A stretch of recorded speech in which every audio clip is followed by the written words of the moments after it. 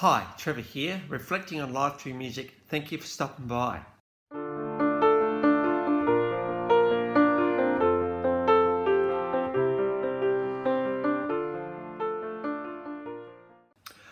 Well, hello everybody. Trust you're well. And you enjoyed my last video on comedian Bill Bailey. Look at his comedic brilliance. So I trust you found that one encouraging.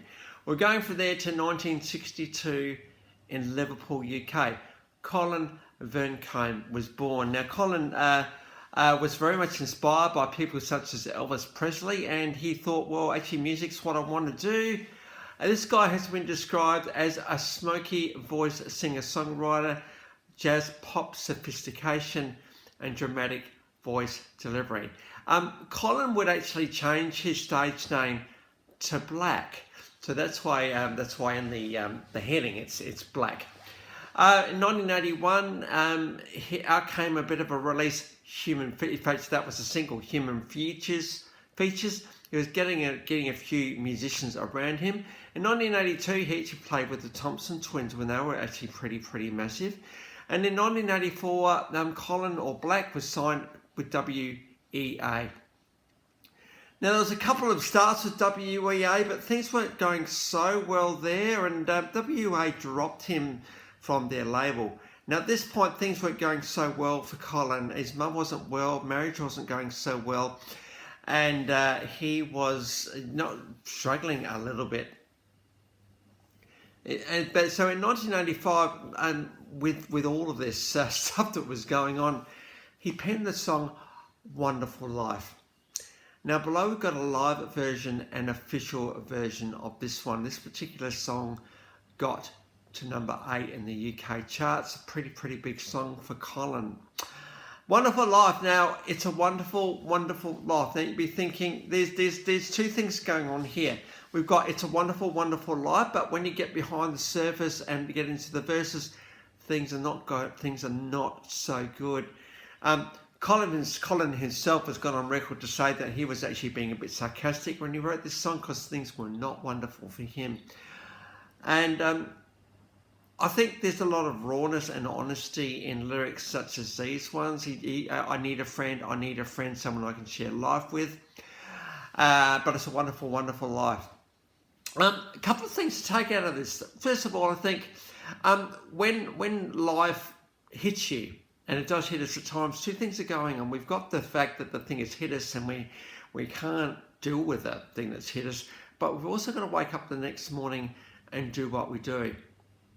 It's almost like there are two people. There's a person who's reeling from the thing that's happened, and it's the other one that's saying, oh, actually, I need to keep moving or get back to you at some point. Now, the version that's reeling a little bit, well, it's not going to go away unless you deal with it. And you're going to be thinking, oh, come on, come back to me. You need to deal with this thing. Stop putting it off. Stop putting it off. You've got to deal with this thing. And when you deal with it, you can incorporate it into your life experience, and the two become one. I mean, the life that is carrying on every day, that also has been changed, and that is, hey, life is never going to be the same as what it was. And I think Colin was really and truly struggling with this at this point. There's something else to take out of this song too. We ask someone, how are you? And they say, fine. Yeah, I'm good. No worries. Everything's great. Everything's good.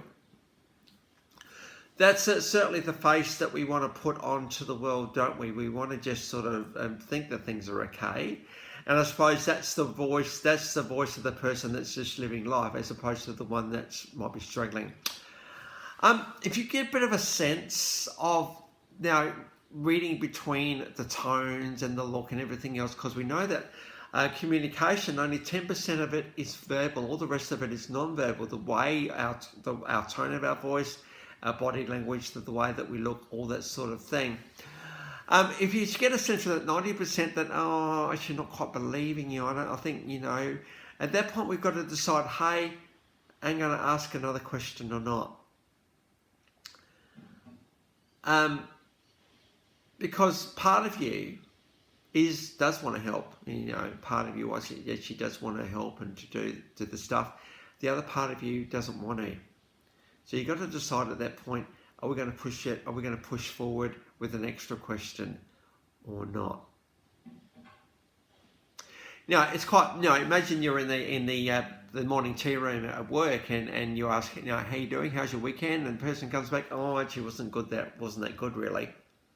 Thinking, oh, wasn't expecting that answer. But the person is so overwhelmed that they need to tell somebody. So this is the complexity of life and the complexity of this particular song. We've got, the one version saying, oh God, mum's died, marriage is not going well, dropped on my record label, this wonderful life, But is there a bit of hope also in here that actually life can be wonderful, maybe love can be wonderful at the same time. This is the little word called hope, which tries to get us to move on to the next thing. So I think it's really important, and this two versions, that's the dual process approach, and you can look that up on the internet, acknowledging that, particularly when someone has died and dealing with the loss of that, you're dealing with the loss and you're really, really sad at the loss, but you also need to move on. In funerals, we want to remember the person, but we also want to celebrate their life. We're doing two things at the same time, aren't we? Acknowledging that two bits of us is really, really important, because we do need that one that moves us on. But we also need to reflect as well. So dual process approach, look it up. I think it was an international conference on grief and dying. Imagine going to a conference like that one. It would have been it. But this theory has been well and truly acknowledged since it came out. Obviously, before this theory, we had Anna Kubler-Ross's 5 stages of grief. Now Kubler-Ross would say, yeah, look, this thing's fluid. We don't just move from one step to the next. Sometimes we go back to a few steps and all the rest of it. But the theory also has sort of been criticised for its linear approach, and no, grief is not linear. It's a thing. It's a fluffy thing that encircles us and keeps us, I think, as human beings.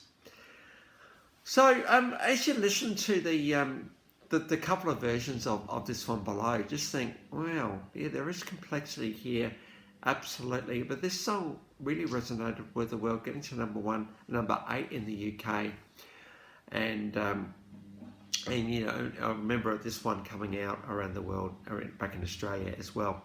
I have to say now, so it was around that time that A&R Records, I think it was A&R, one of those record labels, said, actually, we'll take you on because we really like this song. We're going to sort of run with it, and we'll actually give you an album. And so Our Wonderful Life did come out a little bit later.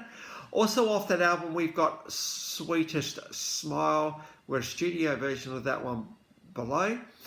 Number 10, got in the top 10, that one. I think one thing we can say about Black, he tends to be on the melancholy side of life a bit with his lyrics, and I don't think really he ever really found what he was looking for. But it's great to actually see the rawness and the vulnerability of this guy's lyrics. So I've got a studio version of Sweetest Smile below.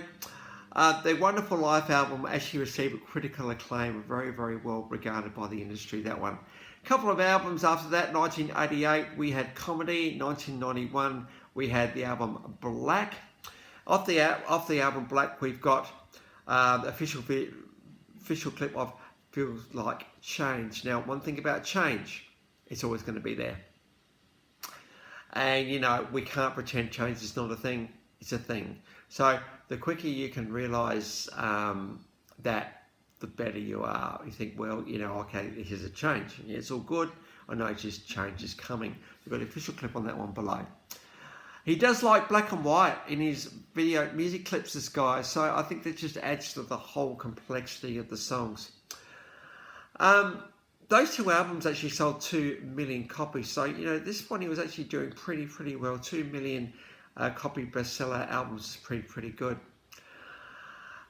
Between 1987 and 2015, Black or Colin actually released 11 studio albums, 6 EPs, 7 live albums, 6 compilation albums, and 34 singles. Around the 2 million albums were sold, so well and truly contributed to this collaborative legacy of this thing called music. Colin unfortunately did leave us in 2016 at the age of 53. He died in a tragic car crash, so, you know, pretty sad for somebody who actually did release 11 studio albums up to 2015. You know, he well and truly has been part of the music psyche of the world. So a bit of a sad loss, only 53 years old when he died. So if any of the Vearncombe family are watching, my deepest sympathy, or actually deepest empathies with you.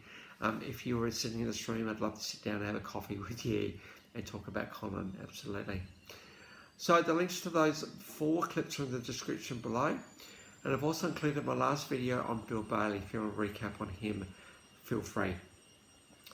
Well, if this is your first time, the Life Reflections of Music, or you come back for another one, how great to see everybody here. Next time, we're going to get on to Fatboy Slim. So until then, I'll catch you around. Bye for now.